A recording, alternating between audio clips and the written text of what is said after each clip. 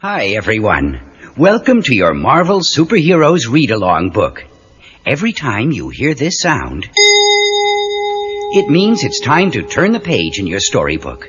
Now, if you are ready, we will start the first story, How Spider-Man Began. Don't forget to turn the page every time you hear the sound. Ready? Here we go. This is the story of how a young high school student, Peter Parker, became one of the greatest crime-fighting heroes in the Marvel Universe. Peter was an orphan. His parents died when he was very young, and he was raised by his loving Uncle Ben and Aunt May.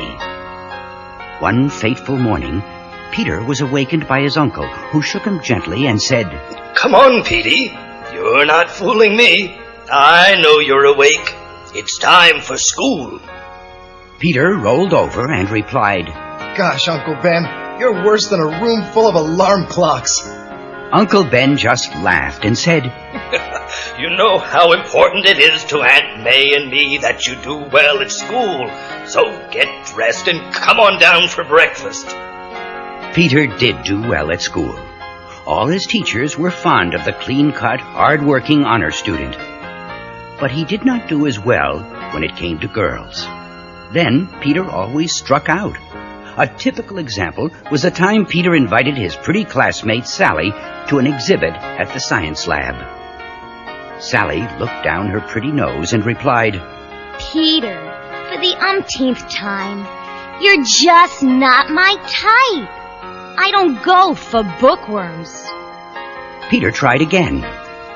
"It'll be fascinating. A demonstration of radioactive rays and..." "Not a chance. I've got a date with that dreamboat, Flash Thompson." Peter walked away sadly, fighting back the tears. "Someday I'll show them. Someday they'll be sorry. Sorry that they laughed at me." Minutes later, at the science lab, Peter forgot his worries as he became fascinated with the world of atomic energy. The scientist explained, "This radioactive ray projector will send a powerful beam of energy to the receptor mounted on the far wall." Peter listened attentively as the experiment began. No one took notice of a tiny spider lowering itself from the ceiling on a thin strand of web. The spider accidentally crossed the beam of energy and was hit with a huge dose of radioactivity. In sudden shock, the dying insect bit the nearest living thing, Peter Parker's hand. Peter jumped in surprise and muttered, "Ow! That spider bit me. I feel strange. Better get some fresh air." Peter wandered into the night, deep in thought. Absent-mindedly, he stepped off the curb without looking, just as a speeding car raced down the street toward him. It would have struck him, but at the last instant, Peter felt an odd tingling in his head that alerted him to danger. It was a new spider sense that warned him of any danger. Peter leaped to safety and was amazed to discover that he had jumped halfway up the side of a nearby building. He was even more amazed when he realized that he could climb straight up the building wall. When he reached the top, Peter grabbed onto a steel pipe. As he crushed it in his bare hand, as if it were paper, Peter was stunned. "What? How? It must be the spider. It has to be. His bite transferred strange new powers to me." Peter soon learned that the spider's bite had placed radioactive material in his blood. That radioactivity changed his body. It gave him superhuman strength and ability to climb. It gave him the power to stick to walls and a spider sense that warned him of danger. Soon after making these discoveries, Peter decided to test his powers further. He entered a wrestling match against a man twice his size. He did it masked, since if he lost, he didn't want to be embarrassed. But Peter won the match and a prize of $100. After the fight, Peter was approached by an agent who offered to put him on television. Slapping him on the back, the agent said, "Hey, with that after yours, I could make you a fortune. Keep the mask on. It's a great idea.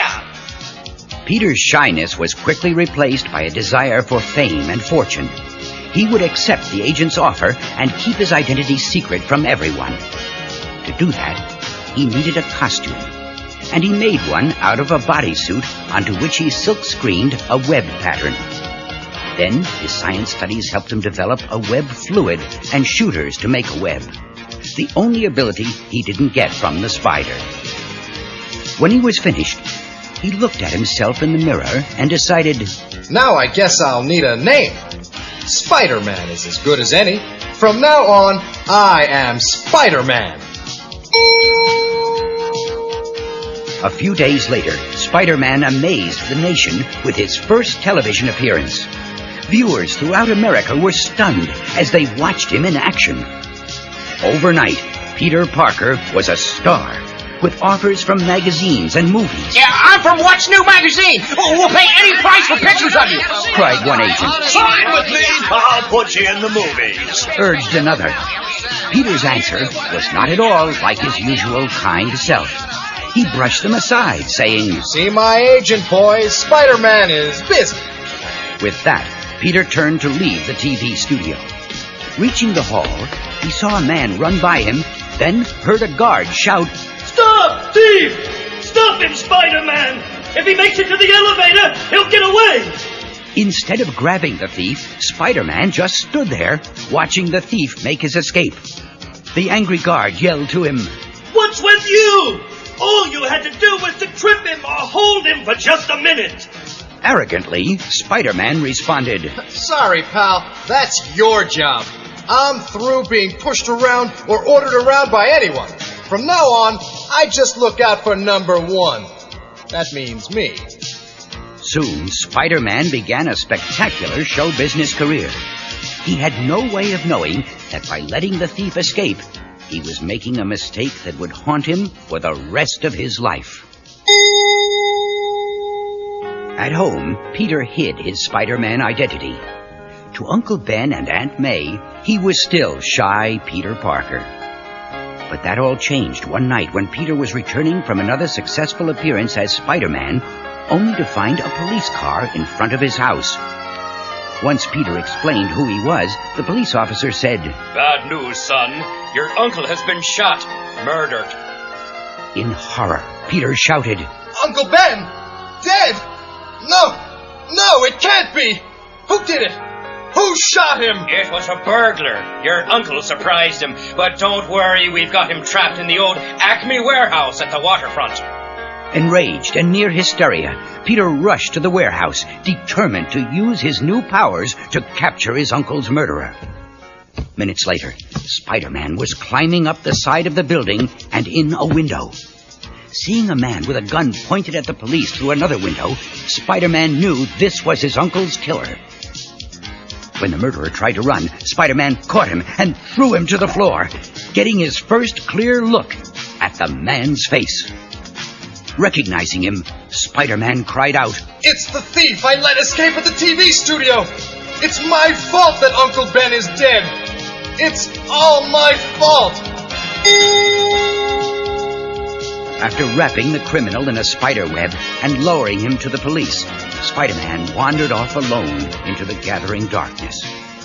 He thought to himself, I know now that having great power is a great responsibility. I'll never let something like this happen again. I'll make it up to Uncle Ben and Aunt May. I'll never let another innocent person suffer. I'll use my spider powers to fight on the side of justice. I swear I will. Now, Peter Parker was truly a new man. He was Spider-Man, dedicated to fighting evil forever.